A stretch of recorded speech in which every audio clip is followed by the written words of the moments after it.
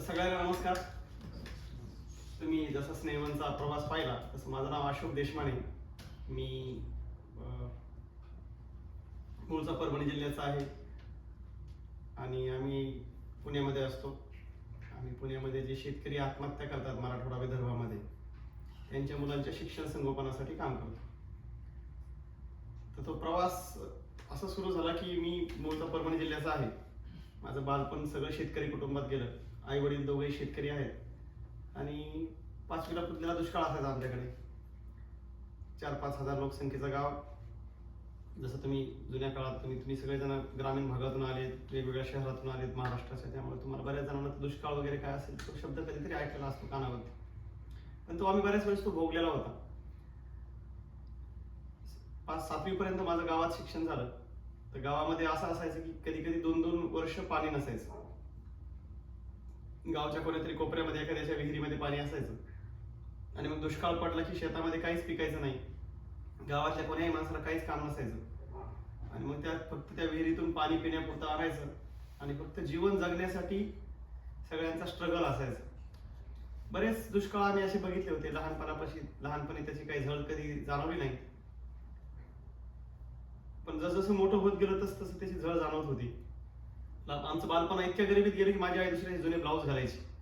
माझे वडील टेलरिंग काम करायचे, मिशन काम, शिवण काम करायचे आणि त्याचबरोबर शेतीही करायची. मग आमची 1/2 एकर जमीन होती. त्या 1/2 एकर जमिनीमध्ये कधी काय उगवायचं कधी काय उगवायचं नाही, पण आई वडील दोघंच खूप कष्टाने ती जोपायचे आणि त्याच्यातून जो पैसा येईल त्याच्यातून आमचा सगळा सर्वाइव्ह चालायचा. 7वी पर्यंत आमचं खताच्या बॅगची दप्तर असायचं. आमचं खताची बॅग जी शेतामध्ये असेल तिचं दप्तर शिवायचं आणि मग ते आम्हाला द्यायचं. 7वी पर्यंत गावात तसं शिक्षण झालं. 8वी 9वी 10वीचं शिक्षण बाजूच्या गावात झालं. तर 2 रुपयासाठी मारामारी असायची. मुलींना एसटी फ्री असायची. मुलांसाठी त्या एसटीला जायला 4 आणि यायला 4 असे 8 रुपये लागायचे आणि आम्हाला घरून 2 रुपये मिळायचे. आम्हाला ते आमच्याकडे कमांडर जीप असायची पहिले. त्या कमांडर जीपच्या आतमध्ये बसलं तरी 2-2 रुपये लागायचे. मग आम्हाला 2 रुपये मिळायचे. तर जायला 1 रुपया आणि यायला 1 रुपया पाहिजे असतो. तर मग आम्ही 3 वर्ष जवळपास कमांडर जीपच्या वरती बसून किंवा बोनटवर बसून असा प्रवास केला. आता इकडच्या ज्या माहितीच नसेल मुलांना, तर तशा प्रवासामध्ये सगळेच जवळपास 80% मुलं गावातले तसाच प्रवास करायचे. त्यामुळे तो काही वेगळा स्ट्रगल असतो किंवा वेगळा आम्ही आयुष्यात काहीतरी करतोय असं तेव्हा कधी वाटलं नाही. कागदामध्ये आपल्या चपात्या गुंडाळायच्या, त्याच्यावर चटणी टाकायची आणि डबा टिफिन आम्ही घेऊन जायचो. पार्टिशनची आमची शाळा होती, पण शिक्षक खूप चांगले लागले आम्हाला. त्या शिक्षकांनी आमच्या आयुष्याला दिशा दिली. लहानपणी 7वी पर्यंत गावामध्येही खूप चांगले शिक्षक लाभले. 9वीला मला स्वामी विवेकानंदांचं एक पुस्तक मला वाचायला भेटलं. माझ्या शिक्षकांनी ते दिलं आणि स्वामी विवेकानंदांच्या विचाराचा खूप चांगला प्रभाव माझ्या आयुष्यावर पडला की आपल्याकडे जे ईश्वराने दिले ते भरपूर आहे आणि आपण इतरांना मदत करण्यासाठी काहीतरी जगायला पाहिजे, करायला पाहिजे असं वाटायचं.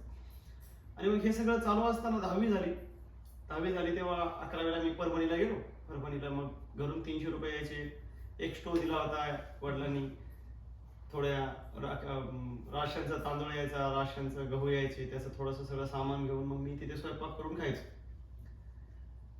हे सगळ्या स्ट्रगलमध्ये स्वामी विवेकानंदांच्या विचाराचा एवढा प्रभाव पडला की 11वीच्या काही काळ 2-3 महिने मी घर सोडून सगळं गायब होऊन गेलो. पण नंतर एका गॅरेजवाल्यानं मला सांगितलं की तू जर आजूबाजूच्या लोकांना किंवा तुझ्या आईवडिलांना जर दुःख देत असेल तर तुला कुठेही शांती भेटणार नाही. तर तू दरिद्र नारायणाची सेवा ही सगळ्यात मोठी सेवा असते असं स्वामी विवेकानंद म्हणायचे. आणि मग मी परत शिक्षण घ्यायचं ठरवलं पुढचं. मग 12वी झाली, सायन्स केलं, BCS केलं मी, मास्टर्स झालं कम्प्युटरमध्ये. हैदराबादला पुढचे काही सर्टिफिकेशन झाले कम्प्युटरचे आणि मी पुण्यामध्ये जॉबला लागलो. पुण्यामध्ये विप्रो नावाची कंपनी आहे.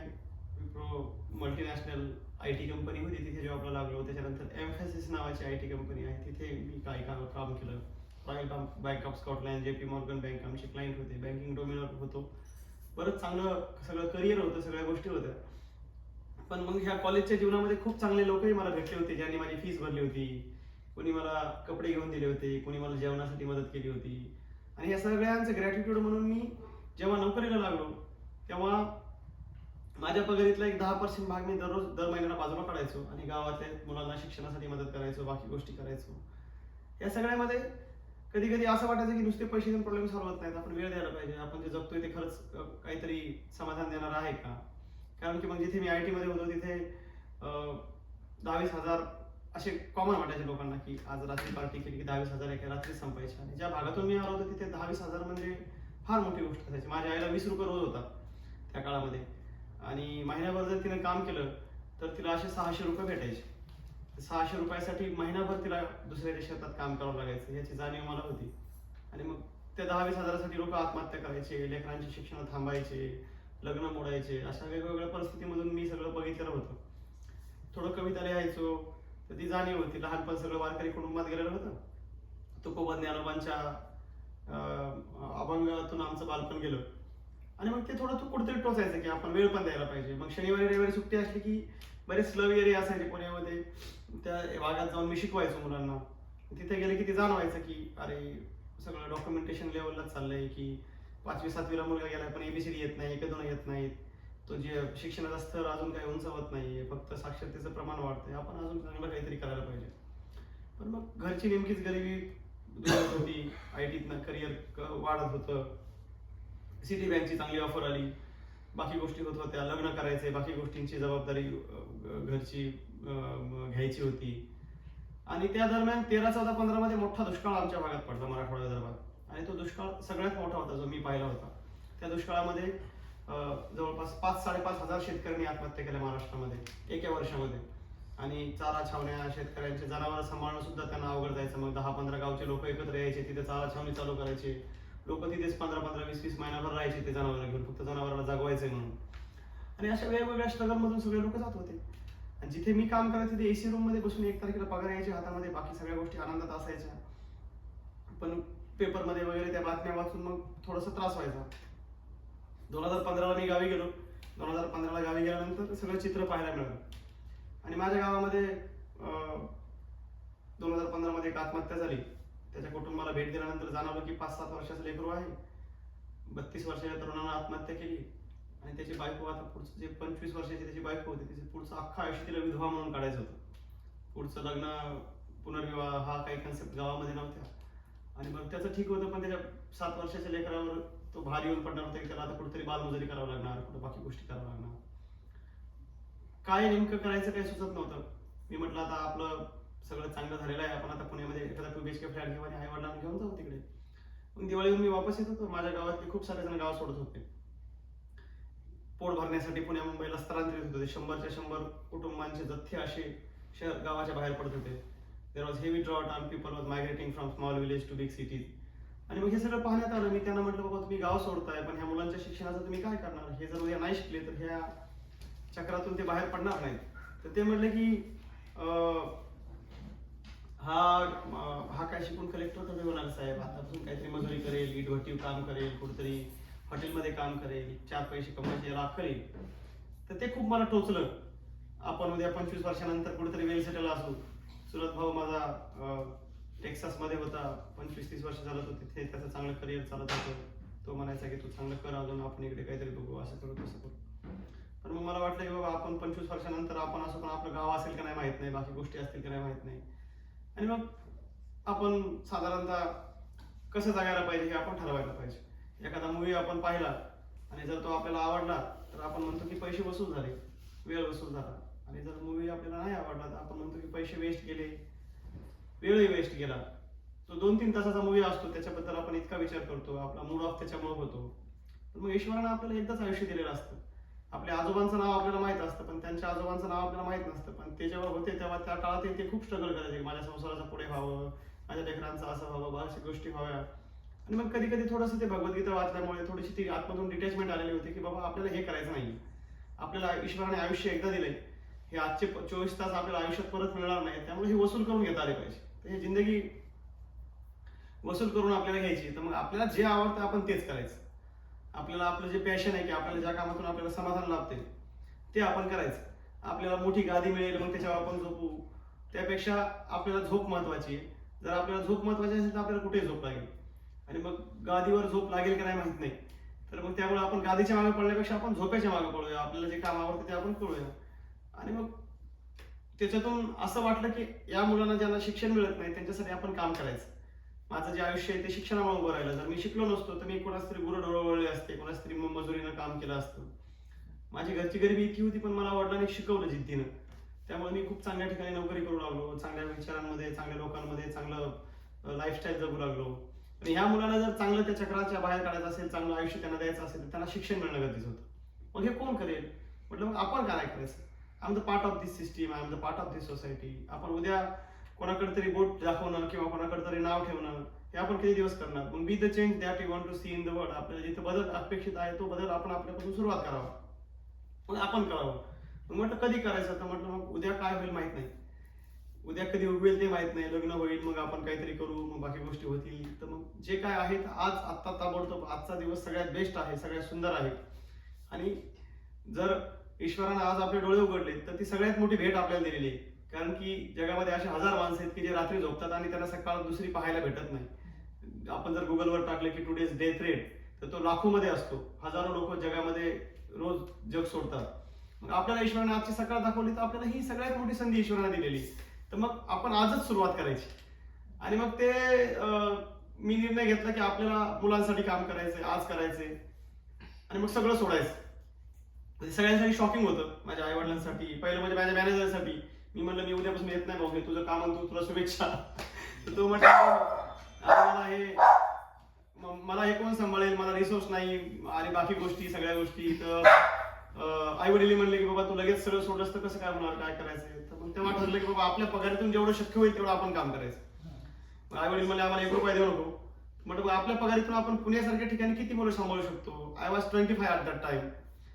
आणि मी म्हटलं की पुण्यासारख्या ठिकाणी आपण 20 मुलं सांभाळू शकतो, त्यांना चांगलं आयुष्य, चांगलं जेवण, चांगलं राहणीमान देऊ शकतो पुण्यासारख्या ठिकाणी. तेवढी पगार मला होती. आणि मग मी म्हटलं की आपण काम चालू करायचं. मग तिथून सुरुवात झाली की आपण काय नाव ठेवायचं. तर म्हटलं मग स्नेहवन. आपण समाजावर उपकार करत नाहीयेत, तर आपण फक्त स्नेह देण्याचं काम करतोय, प्रेम देण्याचं काम करतोय. तर मग स्नेहवन नाव ठेवलं, संस्था रजिस्टर केली, ॲज अ ट्रस्ट रजिस्टर केली. आणि मग तिथं आपल्या पगारातून जेवढे मुलं सांभाळतात तेवढं काम सुरू केलं. मग सुरुवातीला एखादा आठवडा नाईट शिफ्ट करावं लागायची. मग मॅनेजर म्हणलं की तू कंटिन्यू नाईट शिफ्ट कर, रात्री जॉबला दिवसा सगळं हे कर. मग जवळपास 9 महिने नाईट शिफ्ट केली. रात्री ऑफिसमध्ये जॉबला जायचं, US क्लायंट सांभाळायचे आणि दिवसा येऊन परत मुलांसाठी काम करायचं. मग वेगवेगळ्या 4 जिल्ह्यातून मुलं आले. मग मुलं निवडायची प्रक्रिया अशी होती की जे शेतकरी आत्महत्या करतात त्यांच्या मुलांना घ्यायचं, त्यांना मेन स्ट्रीम मध्ये आणायचं, त्यांना स्वतःच्या पायावर उभं करायचं. फक्त खाऊ-पिऊ घालणं हा उद्देश नव्हता. तर best of the best quality शिक्षणावर त्यांना मिळावी, best of the best quality चांगल्या घरच्या मुलांना मिळते ती सगळी त्यांना मिळावी हा उद्देश होता. त्यामुळे मग तिथं काम करायचं होतं. आणि मग 18 मुलं आले. 18 मुलांपासून काम सुरू झालं. 1 महिनाभर वडिलांनी विरोध केला, आईने विरोध केला. एकुलता एक मुलगा असल्यामुळे त्यांनी सगळी गावची शेतीवाडी सोडली आणि ते माझ्यासाठी पुण्यात राहायला आले. मग आई सगळ्या 20 लोकांचा स्वयंपाक एकटीच करायची. 10x10च्या रूम भाड्याने घेतल्या आम्ही. त्या 10x10च्या रूम मध्ये आम्ही जवळपास 25 जण राहायचो. तुम्ही जसं बघितलं की एका 10x10च्या रूम मध्ये आमच्याकडे 18 जण झोपायचे. खाली झोपायला जागा नसेल त्यामुळे आई सोफ्यावर झोपायची. आईला तशी सोफ्यावर 3.5 वर्ष झोपून काढली. आणि मग लग्नाचा विषय घरात निघाला. म्हटल्यानंतर मी म्हटलं की आता आपलं हे जे काम आहे याला खूप वेळ द्यावा लागतो. उद्या जर लग्नानंतर जर नोकरी सोडावी लागली कोण्या कारणामुळे तर ते बायकोला धोका दिल्यासारखं होईल. तर आपल्याला कोणालाही अंधारात ठेवण्याचा अधिकार नाही. जे काय आहे ते आपण आपल्या आयुष्यासोबत खेळ करू शकतो, पण दुसऱ्याच्या आयुष्यासोबत खेळण्याचा आपल्याला अधिकार नाही. तर जे काय आहे ते आपण आधीच निवडायचं. आणि मग विचारांती मी नोकरी सोडायचा निर्णय घेतला. ऑफिशियली रिझाईन केलं. ऑगस्ट 2016 मध्ये मी नोकरी सोडली. मग दिवाळीमध्ये मुलांना 15 दिवस सुट्ट्या होत्या. त्या 15 दिवसामध्ये मुलगी पाहायची होती, लग्न करायचं होतं आणि वापस यायचं होतं. तर अगोदर असं होतं की जेव्हा नोकरी होती सॉफ्टवेअर इंजिनियरची तेव्हा माझ्या गावातले आजूबाजूचे लोक आमच्याकडे हुंडा पद्धती खूप आहे. तर 10 लाख रुपये घेऊन मागवते की आमची मुलगी करा. पण जेव्हा नोकरी सोडली तेव्हा त्यांनी सगळ्यांनी फोन बंद केले. तर म्हणलं आता लग्न होईल का नाही माहित नाही. आणि मग त्याच्यामध्ये आम्ही 15 दिवसात एका दिवसात 3 मुली पाहायचा कार्यक्रम केला. सकाळी एकीकडे कांदे पोहे खायचे, दुपारी एकीकडे जेवण करायचं, 3 वाजता परत कांदे पोहे खायचे. आणि मग ते गेले बघायला की ते म्हणायचे की तुम्ही काय काम करता? आम्ही म्हणायचो आम्ही काहीच काम करत नाही. मग काय कमवता? काहीच कमवत नाही. सरकारी काय अनुदान आहे का? सरकारी अनुदान काय 1 रुपयाचं नाहीये.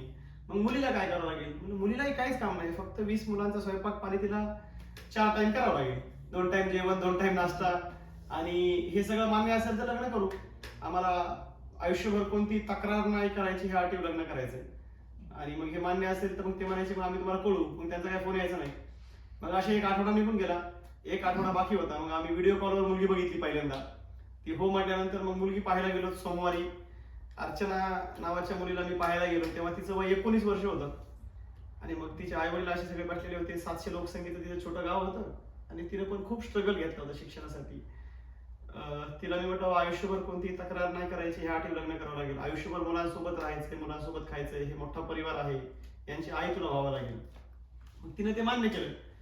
तिने ते मान्य केल्यानंतर मग सोमवारी मुलगी बघितली आणि शुक्रवारी लग्न झालं 5 दिवसात. कारण की परत सुट्ट्या संपणार होत्या. मग 3 दिवसामध्ये परत आम्ही स्नेहवनमध्ये आलो. स्नेहवन म्हणजे असं नाव फार मोठं वाटायचं. स्नेहवन म्हणजे काय, 10 बाय 10च्या 2 रूम, त्याच्यामध्ये आम्ही 25 जण झोपायचो.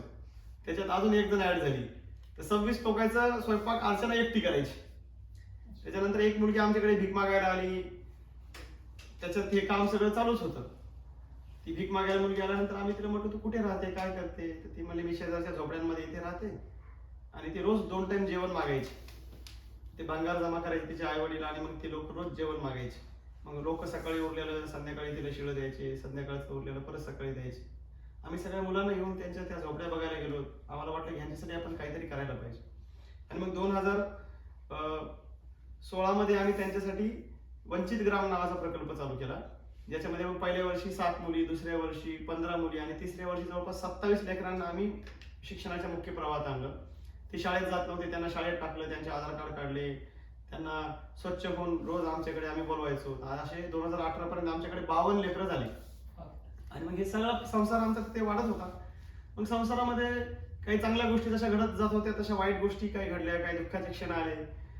2017 मध्ये कामाच्या लोडमुळे वाईफचं मिसकॅरेज झालं आणि आम्हाला आमचं पहिलं बाळ गमावं लागलं. आणि मग ते मिसकॅरेज झाल्यामुळे डॉक्टर कुलकर्णी म्हणून त्यांचं हॉस्पिटल होतं तिथे, त्यांच्याकडे आम्ही ट्रीटमेंटला म्हणून गेलो. मी म्हटलं आमच्या आयुष्यात असा काळा दिवस आला की का असं घडलं असेल सगळ्या गोष्टी. पण मग ते डॉक्टर कुलकर्णी त्या निमित्तानं आम्हाला परिचयाचे झाले. ते म्हणले ते देशपांडे म्हणजे तुम्ही तेच का जे मुलांसाठी काम करता. म्हटलं हो. तर ते म्हणले आम्ही 2 महिने झाले तुमचा नंबर सापडत होतो, आम्हाला काही जुन्या गाड्या आमच्या हॉस्पिटलमध्ये द्यायच्या, तुम्ही घेता का. तर म्हटलं घेतो. तर त्यांनी 2017 मध्ये जोडले गेले. 2018 मध्ये परत प्री मॅच्युअर डिलिव्हरी झाली. 2 वाजता आम्ही ऍक्टिव्हवर डिलिव्हरीला गेलो तर दुसऱ्या दिवशी 1.5 किलोचं बाळ झालं. 7व्या महिन्यात डिलिव्हरी झाली. तर ते डॉक्टर म्हणले बाबा ह्या बाळाला घेऊन तुम्ही ह्या 2 रूम मध्ये झोपू नका, याला इन्फेक्शन होईल आणि हे जर उद्या नाही वाचलं किंवा याला काय झालं तर याला आम्ही जबाबदार नसू. पण मी म्हटलं सर आमच्या कामाचे काही पहिल्यापासून तत्व आहेत की आम्ही ठरवलं की बाबा हे कुटुंबासारखं आम्ही इथे राहणार, मुलांना कुटुंबासारखं वाढवणार, एक कॉमन किचन आयुष्यभर सगळ्यांचं असेल आणि हे आमचा परिवार आहे. म्हटलं ही परिवाराची नवीन सदस्य मेंबर आहे तर ही याच्यामध्येच राहील. तर ते म्हणले ठीक आहे, काय अडचण नाही, तुम्ही तुमचं राहा. आणि मग त्यांना ते काम आवडलं. 2 वर्ष त्यांनी काम जवळून बघितलं आणि आम्ही जागेच्या शोधात होतो की आम्हाला जागा पाहिजे, आता नवीन वाढवायचे, बाकी गोष्टी करायच्या. तर आम्हाला असं कळलं की त्यांची जागा आहे. तर आम्ही त्यांना म्हटलं की तुम्ही आम्हाला कमी रेटवर आम्हाला 10 गुंठे जागा द्याल का. तर ते म्हणले 10 गुंठे तर आम्ही तुम्हाला अशीच देऊ, तुमचे पुढचे प्लॅन्स काय सांगा. तर आमच्याकडे काय की 2 पॅरलल एज्युकेशन सिस्टीम आम्ही पहिल्यापासून आमच्याकडे रन करतो. मुलं 1ली ते 10वी 12वी ग्रॅज्युएशन पर्यंत आहेत. आता ते शाळा कॉलेजमध्ये आम्ही टायप करतो आजूबाजूच्या आणि ते शाळा कॉलेजमध्ये जातात. आणि त्याच्यानंतर मग आमच्याकडे 7 तास मुलं शाळेत जातात, 10 ते 5, 17 तास आमच्याकडे असतात. तर 17 तासामध्ये मग आमच्याकडे आम्ही परत ओपन स्कूल चालवतो, ज्याच्यामध्ये ज्या मुलाला जसा इंटरेस्ट आहे तसं शिक्षण देतो. मग दुसरी 12 शिक्षकांची वेगळी टीम आमच्याकडे आहे. फक्त खाऊ पिऊ घालायचे, काहीतरी आश्रम चालतं ह्या कन्सेप्टवर काम करत नाही. तर बेस्ट ऑफ द बेस्ट त्याला मुलाला काहीतरी तिथे मिळावं, तो इथून जेव्हा बाहेर पडेल त्याला चांगल्या घरच्या मुलांपेक्षा त्याच्याकडे काहीतरी सरस असावं, कारण की त्याला उद्या त्याची जास्त गरज आहे. मग आमच्याकडे त्याच्या बुद्धीवर, शरीरावर, मनावर सर्वांगीण विकास कसा होईल यावरती काम केलं जातं.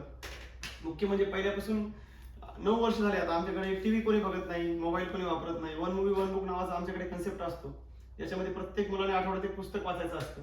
जो आठवड्याभर पुस्तक वाचतो त्याला रविवारी चांगला पिक्चर दाखवतो. बायकोला मालिका बघायची असली तिने एक आठवड्याभर पुस्तक वाचणं कंपल्सरी असतं. आणि मग जर पुस्तक वाचलं तर त्याला मूवी पाहायला भेटतो. मग पुस्तक वाचलं का नाही वाचलं कसं कळेल, तर रिंगण म्हणून ऍक्टिव्हिटी असते, सगळेजण गोल रिंगणात बसतात रोज असे. आणि मग ज्यानं जे पुस्तक वाचलं त्याच्यावर त्यानं 5 मिनिटं बोलायचं असतं. मग त्याचा कॉन्फिडन्स वाढतो, नॉलेज शेअरिंग होतं आणि बऱ्याच मुलांच्या चांगल्या चांगल्या गोष्टी त्याच्यातून घडतात. मुख्य म्हणजे सगळा प्रकल्प जो आहे तो 100% मुलं रन करतात. For the people by the people नावाची कन्सेप्ट असते, ज्याच्यामध्ये त्याच्या सॉफ्ट स्किल डेव्हलप हव्या, त्याच्या मॅनेजमेंट स्किल डेव्हलप हव्या, त्याच्या लिडरशिप क्वालिटी डेव्हलप हव्या, यासाठी आम्ही तिथे काम करतो. मग एक आमचा आता BCA फायनल इयरचा मुलगा अकाउंट्स सगळं सांभाळतो, दुसरा मुलगा ऍडमिनिस्ट्रेशन सांभाळतो, तिसरा मुलगा हेल्थ डिपार्टमेंट सांभाळतो, आमचा 9वीचा मुलगा आमची 15,000 पुस्तकांची लायब्ररी सांभाळतो, आमचा 8वीचा मुलगा आमची 20 कम्प्युटरची लॅब सांभाळतो, तो आमचा लॅब टेक्निशियन आहे. तर हे सगळं प्रॅक्टिकली मुलांना तिथे शिकवलं जातं.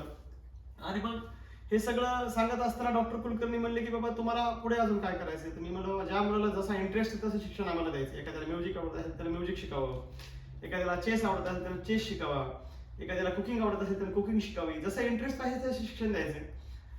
आणि मग पुढच्या काळामध्ये पुढच्या 5 वर्षामध्ये आम्हाला कमीत कमी एक 200 मुलं शिक्षणाच्या मुख्य प्रवाहात आणायचे.